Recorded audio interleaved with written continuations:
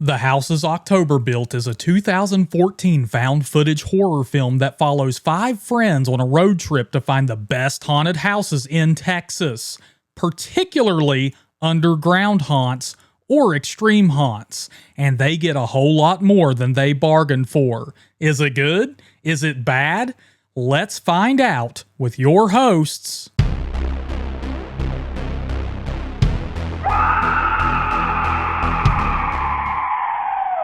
What's up, horror fam? Steven, A.K.A. Bojangles here, and come closer, my friends. I have something scary to tell you. Today, Anna and I are going to dig into The House is October Built and share our opinions with you. Forget the tea. We're spilling the guts on this one. Sit back and enjoy, horror fam. Anna, I don't know if you know this or not, but apparently The House is October Built is the greatest horror film you have never seen, let alone the greatest found footage film of all time, apparently. No. Thank you for joining the podcast today. Yes, thank you. Yeah, so apparently this is the situation. There's, of course, a lot of hyperbole out there. You know, you got to have that clickbait. Yeah. To make those internet bucks. Yeah. So a lot of TikTokers apparently and certain websites are saying that, you know, The House is October Built is just one of those movies that you have never seen, but is so damn great. This is the one. You know, it's a hidden gem. Wow. Yeah. It just flew right under the radar, and people, you know, if you didn't see it, you're SOL, man, because this is as good as cinema gets. This is the one. So we're going to tell people what we really think. And I think it's important to let everyone who doesn't know. I know some people are hip to our sitch. They're hip to the jive. But for those of you who don't know, we're kind of found footage aficionados at this point, right? Yeah, we are. Like, we have stayed found footage fans when a lot of people have started to turn their back on the genre. That is a fact. That's a fact. I think when found footage is done right, it is highly effective. Yeah. So that's why when my cousin messaged me, like, hey man, have you ever seen The House is October Built? I'd really like to watch this movie. I've heard it's the scariest thing. It is the scariest thing of all time. Now, he couldn't find it. He had problems finding it. Gee, I wonder why to watch. You know what I'm saying? Yeah. But I was like, dude, I own that movie with the slip cover. And I know there's a lot of Scream Factory fans. Now, this isn't Scream Factory, but slip covers really get those mouths foaming. Oh, I mean, they do for you too. You just picked up a Blu-ray just for the slip cover. That is true. I got the Creep Show DVD but to be glows fair, it glows in the dark. I'm a sucker for stuff like that. That's pretty cool.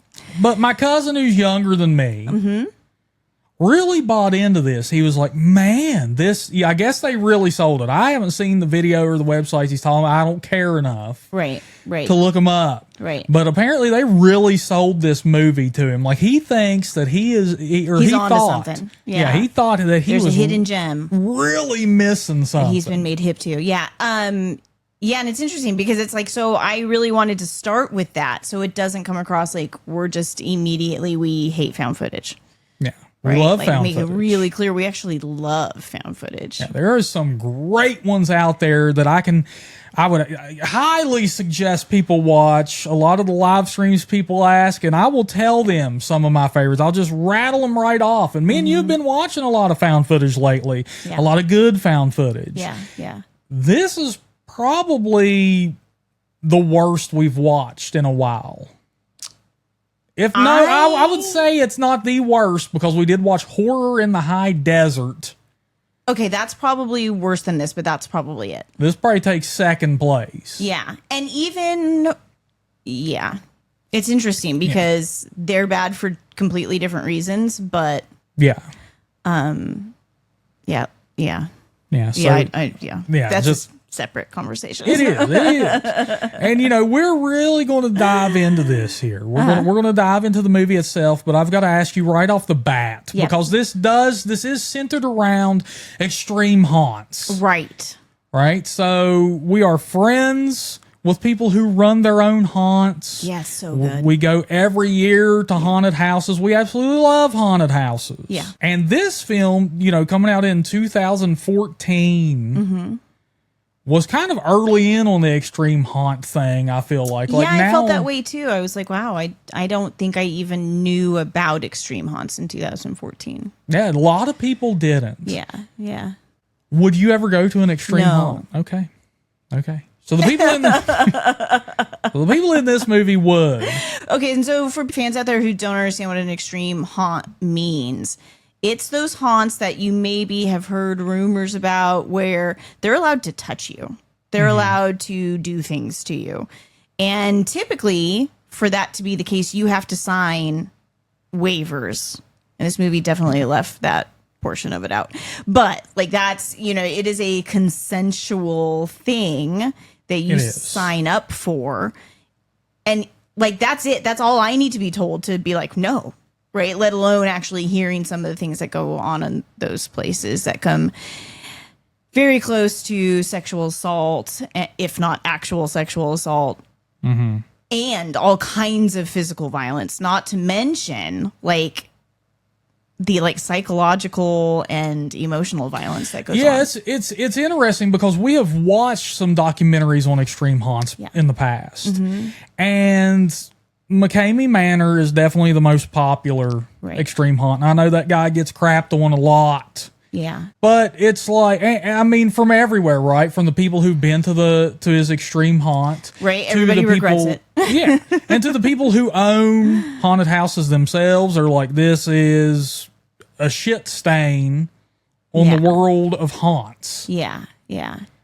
And the interesting thing about it is that these people willingly sign up for this. There's a waiting list. There's a psych evaluation. There's like a physical examination that people have to go through to get through the door. I mean, and then it's like they're surprised that these things get that extreme. I mean, we've seen a documentary that followed, you know, a young lady who was extremely excited to go through, and she got absolutely broken. Then we saw one where this soldier, who like the documentary follows him, and he's shooting guns, and he's addicted to all this high adrenaline stuff, and went through, you know, war in real life, and then McKamey Manor breaks him. Yeah. It just like triggered his PTSD. But I think like in that, I think that's a quick like caveat I want to make, because you stated that McKamey requires a psych evaluation, but I want to be clear on the fact that it's not your psych, right? Like it's not your personal therapist or psychologist or psychiatrist who's doing your evaluation to say it's okay for you to go through something like this. It's somebody hired by McKamey. But it's like, holy shit, you have to go through a psych eval to even get through the door. You may want to think about this. This may require a little bit of thought here. And that is where the house's October built does not shine. No. So it follows a group of 5 friends, and I use that in bunny ears because this is, you know, we recently had Blair on from The House Among the Trees, one of the creators of that. He was the screenwriter for that and one of the actors in the film. And we asked that whole crew, like, what is a horror cliche that you're so tired of? And he talks about how he hates the cliche where the whole film is centered around these characters going on a trip together and they all hate each other. Yeah. And you commented on this while we were watching the film. Yeah. So the point I made while we were watching the film is that this film comes close to that trope. You never get that these people hate each other, but you absolutely get that they do not trust each other. None of them trust each other. And I can't imagine getting into an RV to travel around the country, especially seeking out some kind of extreme experience with a group of people I don't trust. Yeah. Like, and I mean like, trust, capital T trust. Like, what? Why would you do that? Why would you? Yeah. Anyway. And that's kind of one of the big problems that this film has is it takes a lot of suspension of disbelief, right? So a lot of found footage films, the people are thrown into a situation, a scenario, whatever you want to call it, where there is no escape. and they have to move forward. Like they have to figure a way out, or they don't. Right. The Blair Witch Project, they're Lost in the woods. They're lost in the woods. Yeah. They cannot get out, but they are desperately trying to do so. Right. Grave encounters. They're locked into an abandoned They hospital. are locked there. As Right. above, so below. They're in the catacombs Trapped of Paris. underground. Yeah. And there's just no way out.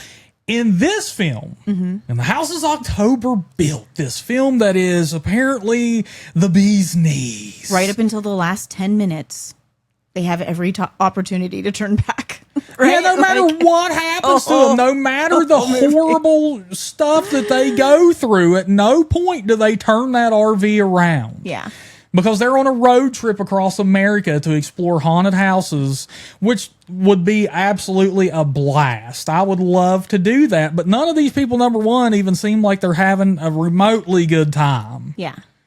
Especially as things start to go downhill. Yeah, especially the woman in their group. So let's start here. Okay, so we've got a group of 5 friends, 4 men, 1 woman.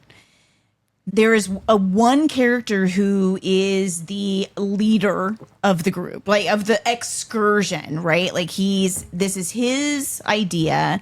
This is what he wants to do. But again, there's no real reason why any of them are going along with it, right? They're just friends. You even have one of the other characters talk about the fact that fear is completely subjective, like what scares one person in. But you've got Zach. He's this lead, he's the gung-ho, I want to do this no matter what character. And it really becomes clear that he doesn't care what anybody else thinks or feels. And everybody goes along with him anyways. And he's who ostensibly, like, they don't make the relationships super, super clear. But I think he's who brought the woman, right? I think so. Okay. I'm not positive on that. Right. They make it kind of, it's foggy. But anyways, like, I think so. And she gets, now, I'm not necessarily somebody who's like, the men need to stand up for the woman. It's like very clear, like, we need to stand up for ourselves. But also, I think humans, especially friends, need to be standing up for each other. At all times, right? Like, we all need to be standing up for each other.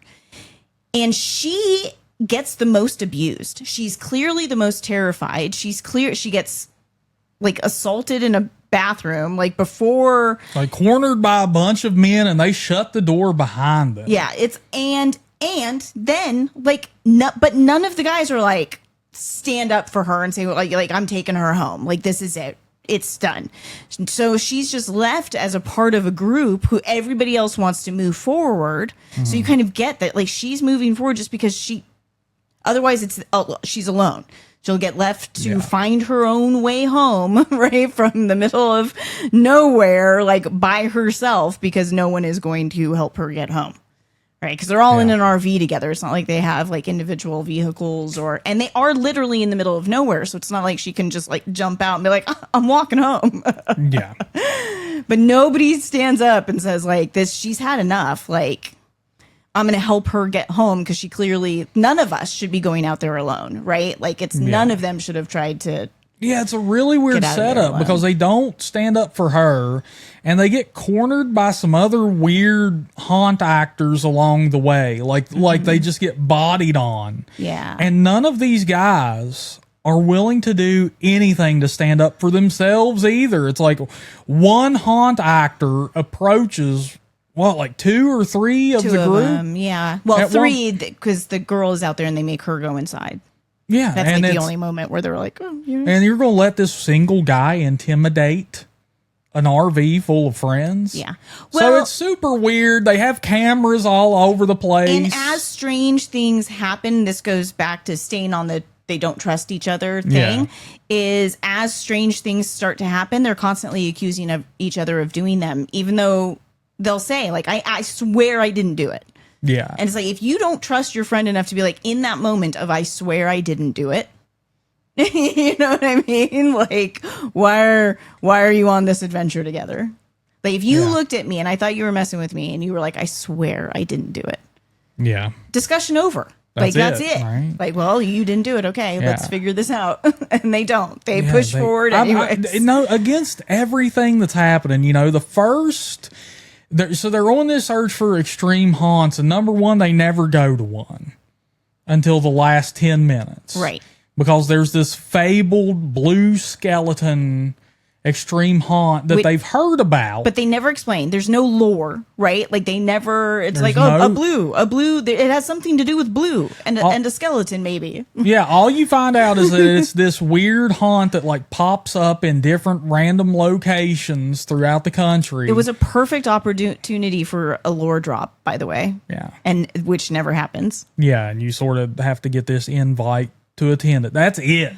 That's all you ever get. But apart from that, it's just them cruising around, going to different rinky-dink haunted houses, and these weird antics that happen. Like number one, they're assholes at like every haunt they go to. Right. Like, they antagonize people, or just they're like these are middle-aged men and women. Yeah, that's one of the most troubling things about the movie. Because there is no, we're trapped, we're locked in, we can't get away. Then you're looking for like, well, why are these people continuing to make horrible decisions? And they're all like in their 30s. Like none of these people are like 20, like teenagers who are, they got permission to leave for the weekend and that's it. They're sticking it out no matter what. Yeah. No, these are adults. These are like full on adults. You kind of wonder, like, you took some vacation time from your jobs to do this, but anyways, like, and none of them really want to be there. They set all these cameras though. They got some weird camera angles on the bus. They set up the cameras in really strange ways. And then the actual camera work itself. A lot of problems people have with found footage is that for some people it makes them sick. That sucks. Yeah. Luckily I'm not one of those people. Yeah. And then some people are like, dude, this is so amateurish. I can't stand it. I can't stand the shaky camera. This film took the cake. It takes the cake, man. I mean, you couldn't.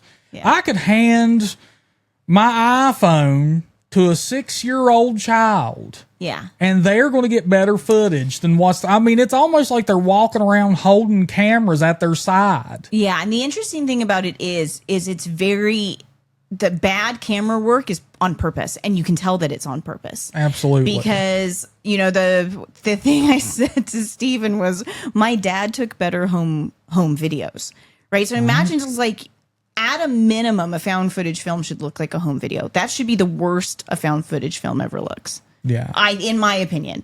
Like, my opinion is it should never look worse than your dad or your grandpa or whatever running an old camcorder, right? Where we're looking at this person and now we're looking at... This was like swinging the camera around constantly for no reason, right? They'll just be talking to each other and the camera's swinging. And you're like, that's on purpose. Like, they're purposely like trying, I don't know, using it to disorient you or using it to... So who knows? I mean, so already you're set up for failure because you don't really identify with the friend group. They don't really get along, and none of them have these personalities that really stick out. There was like one moment that you commented on that you really liked, and it was when one of them was laughing so hard they could barely talk. Yeah, like tears coming down his eyes. And I was like, I love that. I love laughing that hard. So you're disconnected from the characters. The camera work is terrible, so you're disconnected from that. Like, there's no exposition. Like visual disconnection, you're not really, you don't know whose shoes you're in, and you don't care. Yeah, and that was interesting, I think, too, right? So, I think an interesting comparison for this movie would be the original Hell House LLC. Like, I think they're an interesting comparison. Okay. Because they both deal with the haunted houses. They both deal with haunts. They do with a group of friends.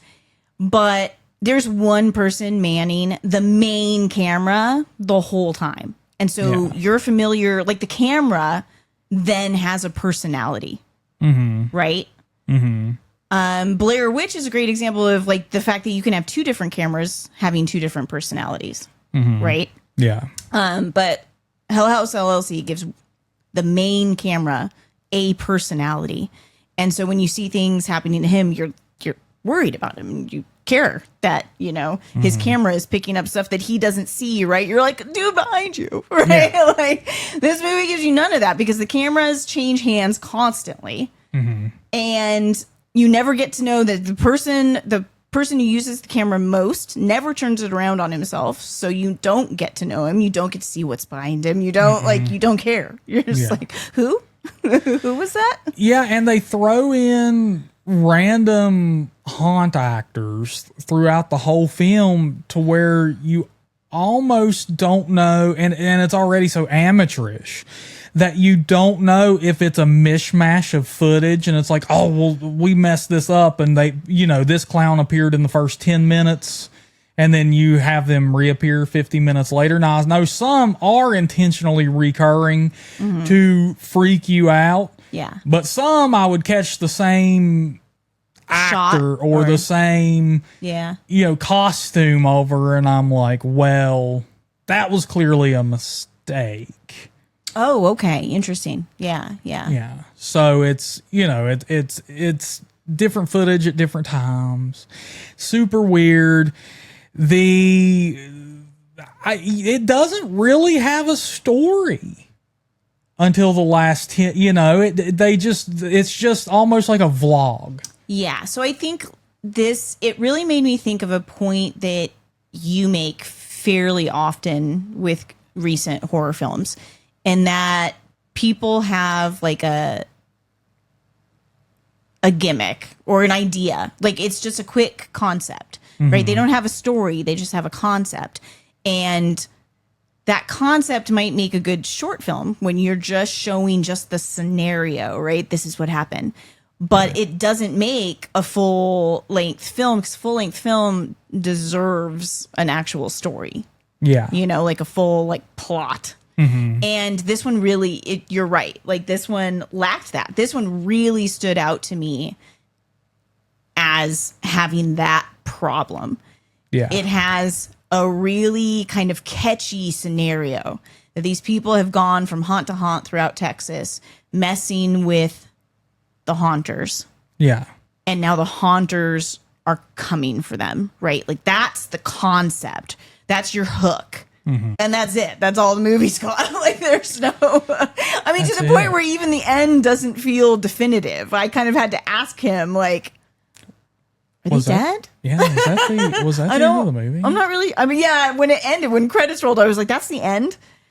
This is the end? And that's never really good. Over? That's never good. Right? Like, it is. It's, I mean, because it is a messy, sloppy mishmash of footage to where it's like, well, what is even happening? Because despite having all these billions of cameras they set up for like different angles in the bus, 95% of it is all that handheld footage. Right. None of the camera angles are good. No, it was really strange. It was really strange. And then you have random people showing up to scare these people. You have random gags where they find stuff hidden in the bus that wasn't theirs. I don't want to spoil. I mean, I don't know if spoiling it even matters at this point. But it's an 11-year-old film. It's an 11-year-old film. So they find a heart in the refrigerator. Like an animal heart, yeah. And nobody put it there. They find footage of them asleep on the bus that somebody posted on the internet. And none of these people freak out enough to where they're like, okay, I'm done. Home. I'm going home. I'm going home. And there's no conversation, right? Like, so that's what I'm talking about. Like, they're not trapped. Why are they there? Why would you continue on, right? And so at this point, right, they've discovered that someone's been in their bus filming them while they're asleep. They discover that someone's been inside the bus planting an animal heart inside the refrigerator. And you've got your one gung-ho guy who's like, this is it. It's happening. The extreme haunt. This is it. This is what we were looking for. And my head immediately went, well, there's been no consent. You didn't buy a ticket, which would be the simplest form of consent, right? Like I bought a ticket, right? Like, so that didn't happen. So hello, wake up call. Like these people aren't doing this for free, bub. Yeah. Let alone any kind of waiver being signed. I mean, that's still like, it doesn't matter if you pay for a ticket like on a ride at an amusement park, the amusement park owner's still not allowed to come into your home that night, right? Like, let's be really realistic. And there's no conversation about any of that. They just move on. He just is like, this is it, guys. It's going to be awesome. They're all terrified, but they go along with him anyways. When they all could have gone home right anytime. then. They all could have went home at any time during this entire film up until the last 10 minutes. Maybe 10, maybe 5. Right? Right?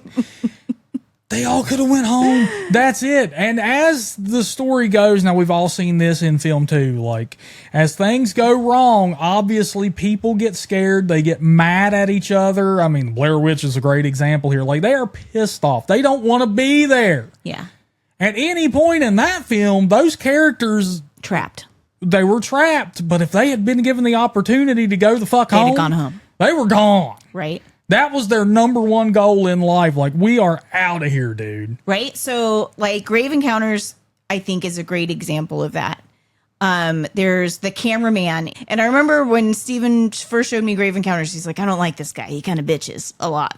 Mm-hmm. And I watched it and I was like, no, I identify with this character so much because as soon as stuff starts going wrong, he's out. Right. He's like, I'm out. I want to go home.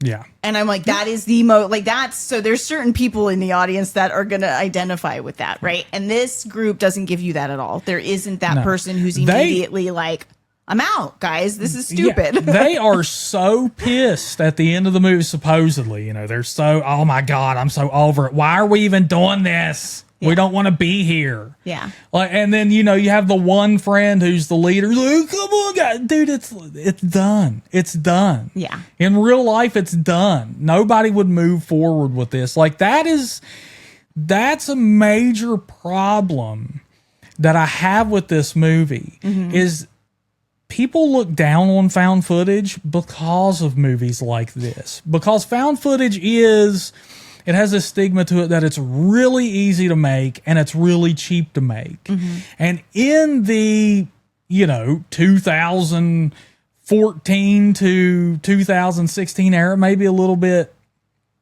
sooner, tons of found footage was being thrown out there, man. Yeah. Tons, an absolute ton was being produced. And this is a horrible example of that. Yeah. There's no real stakes here whatsoever. Like, they did not think the plot through at all. Yeah. Yeah, and it's interesting because, like, to take it back to the comparison to Hell House LLC, right? There is a point in the story that you reach that things have gotten screwed up enough to where characters are starting to want to call it quits.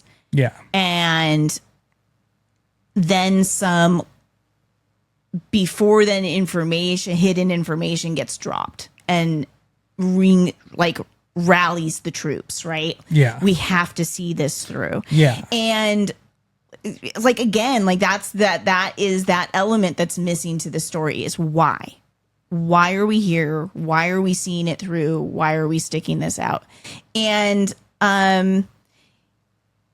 yeah, like, I think like I mean, obviously, like, as a woman, like, the most difficult for me was watching the female character, like, and I hate that I don't remember her name. It doesn't even matter. But right, like, she gets to, I mean, first of all, her male friends like hide from her the fact initially that she was videotaped in her sleep, and not just videotaped. Like, don't they like touch her face? Yes, and yeah. You know what I mean? They hide that from her. Red flag 562. But also, like, then they find the heart. Then she gets, like I said, cornered, assaulted, whatever, in a bathroom by herself by like a group of 4 guys. Mm-hmm. And she never says, like, I mean, she clearly, everything about her says, I want to go home. She's crying. She shuts down. She, like, goes into full shutdown. She's not talking to anybody anymore. She's not. But she never says, I'm done. Take me home. Please take me home. No. Please drop me off anywhere. They're just outside. They end up in New Orleans. girl, there's an international airport in New Orleans. Like, like you can like, drop me off. I'm going home.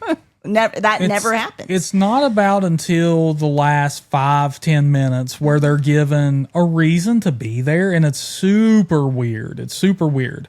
One of their friends come up missing. Yeah. And instead of, unless I missed something, instead of contacting the police, instead of turning around and going home, they continue on without his ass on a road trip.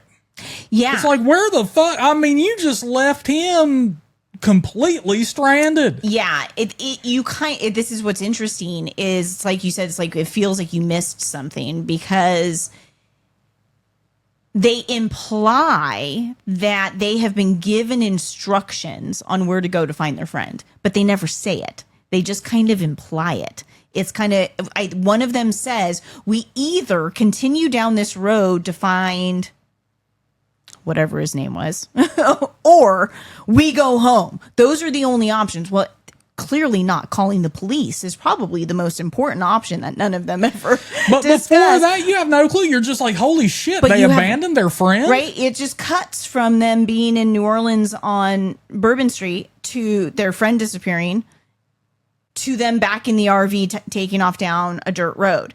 So much of what is important, like storytelling, they allow to happen off screen, right? Like it's just So you're just like, man, dude, these friends are dead. Like they just pieced out on him. Right. And then they get word that, oh, hey, by the way, we have your friend. And it's like after they're already there. right. It's like, so you, up until then, you were totally ignorant. You abandoned him, presumably. Like, Yeah. so once they get there, then it's revealed that this blue skeleton group have held their friend captive. Yeah. And if they want to save him, then they have to go with them. Yeah. And the funny thing is the ringleader is still standing firm that this is it. This is this extreme haunt they've been looking for. And it's the most ridiculous. Like it just makes, the sad thing is it just makes him look really stupid. Like I think, in my opinion, like I was just like, oh my God, how stupid can this guy possibly be? Yeah. And nothing really happens throughout the film until these last few minutes. I mean, as far as losing characters or anything impactful truly happening, and spoiler alert, man, all the kills are off screen. You're not going to get an on-screen kill. Yeah, there's an on-screen death, anything. Nothing. You don't even get like on-screen injury, right? And there are no real scares. Like they use, so they're the first, 75% of the film, or not even the first, but 75% of the film is them going through other haunts. Mm-hmm. So they kind of use haunts maybe as they're like, is this supposed to be? And so they're not, there's nothing scary about it. You know that they're walking through a staged haunt. Yeah. Like I love a good haunt. So I'm not saying like haunts can't be scary, but watching somebody's video of a haunt isn't scary. No. So I'm not really clear, like, is it even a horror film? It's really not. It's an odd kind of like thriller, like a crime thriller. You know what I mean? Like they basically, you get a bunch of kidnapped people at the end of the movie. Yeah. And what happens to them, you don't really know. They get buried alive. Yeah, it's so weird. It's so weird. You get no behind the scenes information, no lore, like you said, about the blue skeleton. But why they don't even have a haunted house. You don't get any backstory on the characters. Like you don't. Yeah, the like bonds that are keeping this group together. You don't know. You don't know why. Right? You don't get any lore on this mythical haunt he's searching for, which I feel like if I were with him would be key, right? Tell me why you think this thing exists, what it is, what you've heard about it, why we're trying to find it. Tell me all of that. And he doesn't. And it's like, and as a matter of fact, like you almost get that at least one, if not two of the characters didn't even know that that's what they were doing on this trip, was searching for a particular like extreme haunt. Like there's a couple of characters who come across at least like they think they're just doing a fun tour of haunts across the country, right? Like they don't know that he is looking for something different. Right. Yeah, it's just a very silly movie. Even in the real world with these extreme haunts, they kind of fall into different subcategories. Right. And I mean, these aren't popular. Like shit tons of people are going to go to Fright Nights or Halloween Horror Night, any of this other stuff. Like tons of people go to those. People know what to expect. Tons of people aren't going to these extreme haunts, and you still know what to expect from them. I know McCamey Manor is a very physically demanding experience. Right. That's more of a physically gross out with some psychological torture mixed in. Yeah. I know there's some that are more psychologically based. Mm-hmm. They're going to grab you and chain you up and take you down a hallway and just... You know, it's more psychological. And I know there's some that are like more sexual based. Ugh. You know what I'm saying? But I mean, that takes nothing. I don't really research these things. Like, but that is known about them immediately. Like this blue skeleton thing, they give you this movie really gives you nothing throughout the entirety of the film. Right. And I've, at least importantly for me, no reason to understand or believe why this one guy would believe that it's okay for these people, these haunt people, to just kidnap random people off the street and be like, this is what we signed up for. You didn't sign up for anything. Right. But you've convinced yourself like that this is okay. It's like, you don't know these people. You didn't sign up for shit. Yeah. And it just, it stretches that disbelief like too far. Like nothing about this movie was believable. No, not at all. Yeah. And I would love to hear if there's any fans of this film out there. I would love for you to tell me why you're a fan of this film. I could see if you are a found footage fanatic. Some of these found footage films they're like easy to throw on in the background. And not pay a lot of attention and not pay attention, just kind of let them play while you do other stuff or while you fall asleep, whatever. Some of these are like that. This one, if you pay attention to it, it falls apart very quickly. And that's a shame because I think with found footage, one of the strong points that the format has about it is that it can be very immersive. It can be a very immersive experience. You can put yourself in the shoes of the characters of the film. This is not one of those. Yeah. There's nothing about the characters you can't relate to. The cinematography, I cringe using that word in relation to this. There is none. Yeah. So... if just like hearing people talk for white noise in the background or something like that, and you know it's a horror film, but there's not even great aesthetics. I mean, they're going to different haunted houses and stuff and seeing haunt actors, and you'd think Halloween party. So you'd think this would have great autumn or fall vibes to it. It doesn't. There's no aesthetic to it. Like Hell House is an easy one to put on and be like, yeah, there's some scary animatronic type stuff or some clowns or some, you know, it's like Hell House is kind of like walking through a haunted house actually. Yeah. Yeah. This movie's not like that at all. Yeah. So to me, it doesn't bring anything new or worthwhile whatsoever to the found footage genre. So I would love it if there's fans of this film out there. I would love for you to tell me why you like it. Yeah. Because I don't find anything redeeming about it whatsoever. No.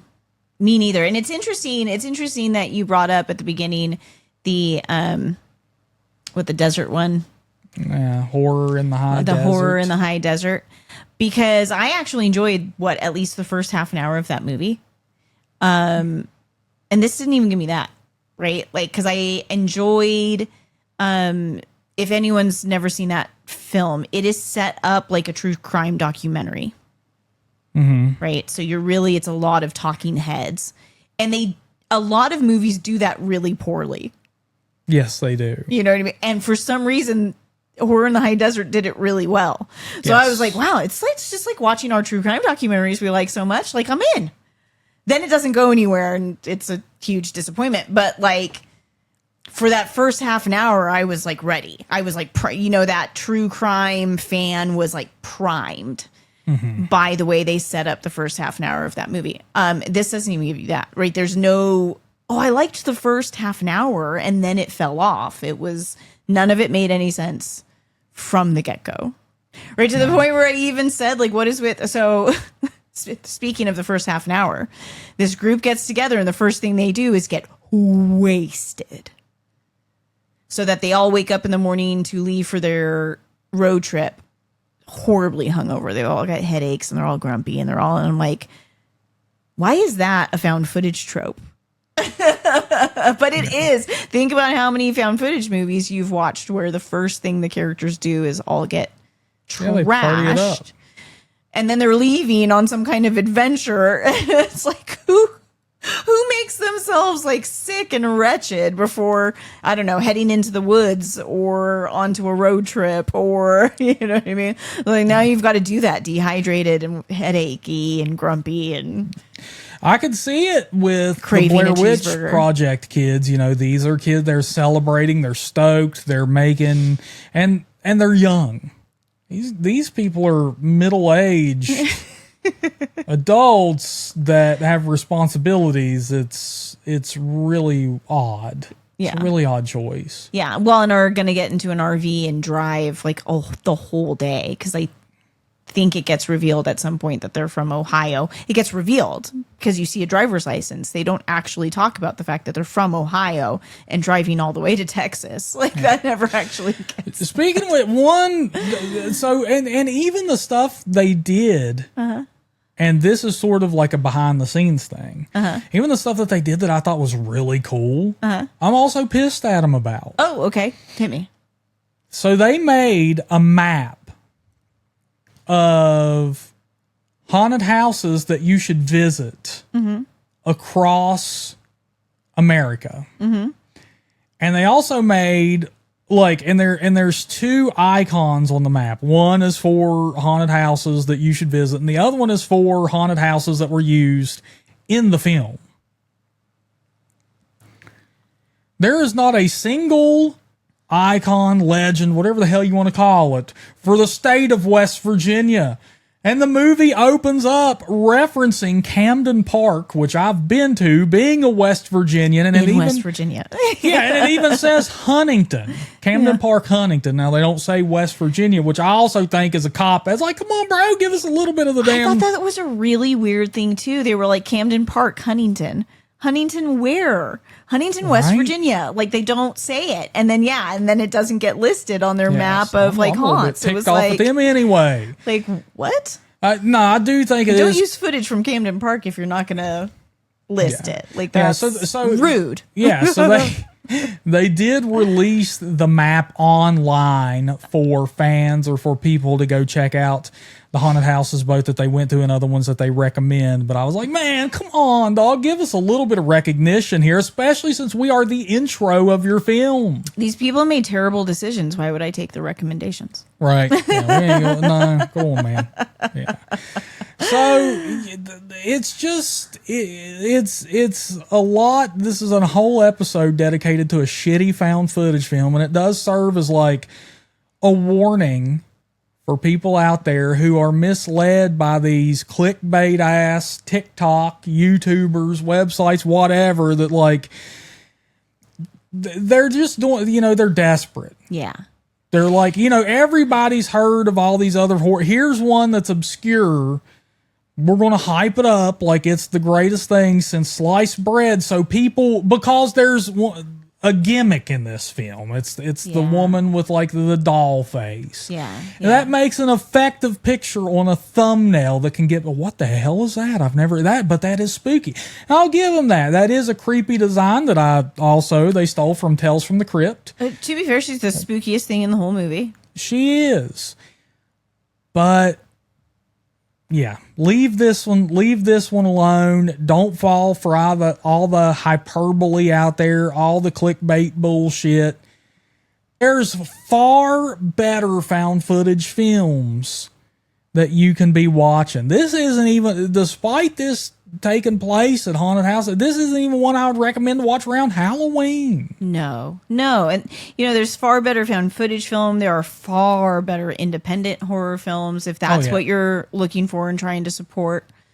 As a matter of fact, we've had some independent horror filmmakers as guests. If you're looking for something good, go check out some of our other podcasts. Yeah, go check it out. We're all over YouTube if you prefer to watch the video along with, because some of these guys get absolutely wild. I mean, for God's sakes, we've had actors on here do strip teases. We have. Before. But this one is not, it's neither good found footage nor good independent horror.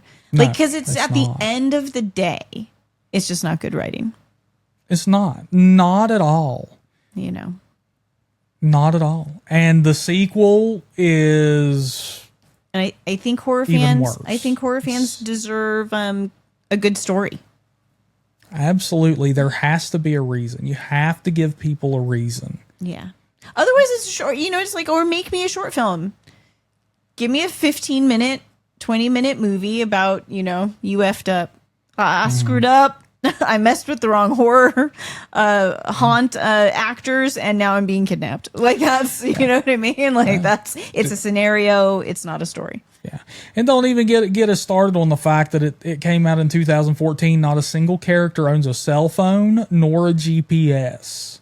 Oh, yeah. It never occurs to any of them to call the police. And they get lost at times, or they whatever. Get lost. Yeah, they get lost and they stop and ask for directions. It's pretty. Yeah, it's pretty funny. It's really weird. But go watch. Well, where's that Tom? Yeah, there's other found footage horror films that kind of have the haunted house vibes. There's Haunt. That's a newer one. There's Hell House. There's and found footage in general. There's so much better out there. I mean, as a matter of fact, they're making a new Hell House right now. It better be better than the last Hell House. It better be. But there's a lot out there to check out that's not this. This falls into the category, if you look back around the time when this came out, there was a lot of slop thrown out there, man. Studios were courtesy of Paranormal Activity. So studios were really cashing in on this. Some of the bigger found footage offerings, y'all probably remember the VHS series was a big one. And there's a couple good entries in that franchise. Go check those out. Go check out Grave Encounters, the Poughkeepsie tapes. Deadstream is a great one. That's a new one that just came out not too long ago. Yeah. That one's fun. It was fun, but there's tons. Yeah, if you want, why don't you throw out some more recommendations for people who love. What do you think? The Tunnel? Oh, The Tunnel was fun. The Tunnel, I really liked. Cloverfield, Wreck, As Above, So Below. Absolutely.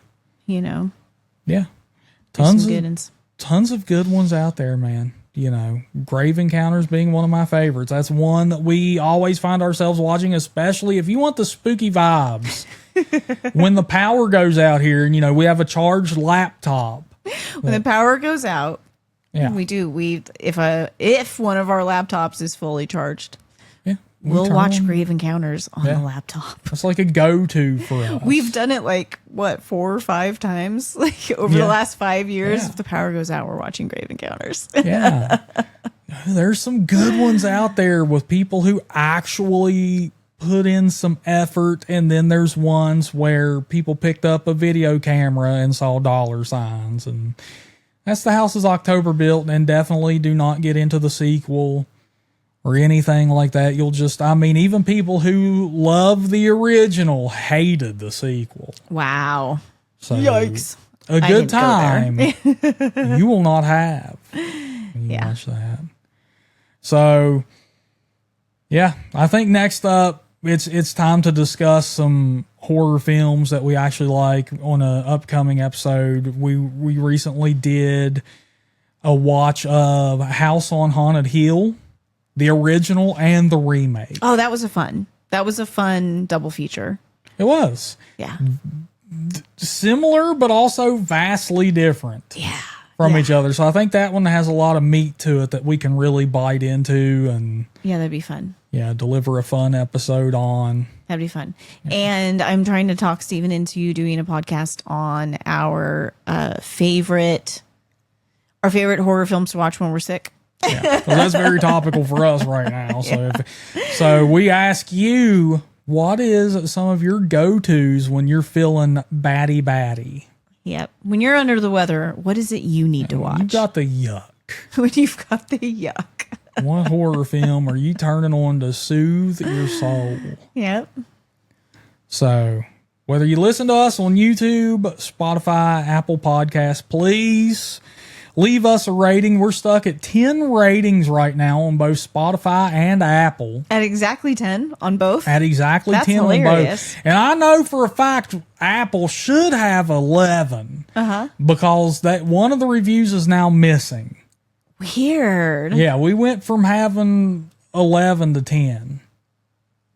So I don't know why. Like, because review us, guys. Yeah, so please. Even if it's to be mad at us. Yeah, leave a review, leave a comment. And like I said, if you are a fan of this film, please tell us why in the comments. Yeah, we'd love to know. Maybe Absolutely. we missed something. Tell us what we missed. Yeah, and don't forget, I'm going to put up a poll alongside this episode on Spotify asking if you would ever attend an extreme haunt. I've got to know if you would. How many or of you not. are out there? No. Yeah, you have the cojones to pull something like that off. Nope. All right, my friends, until next time, look horror, Listen horror. talk horror, my friends.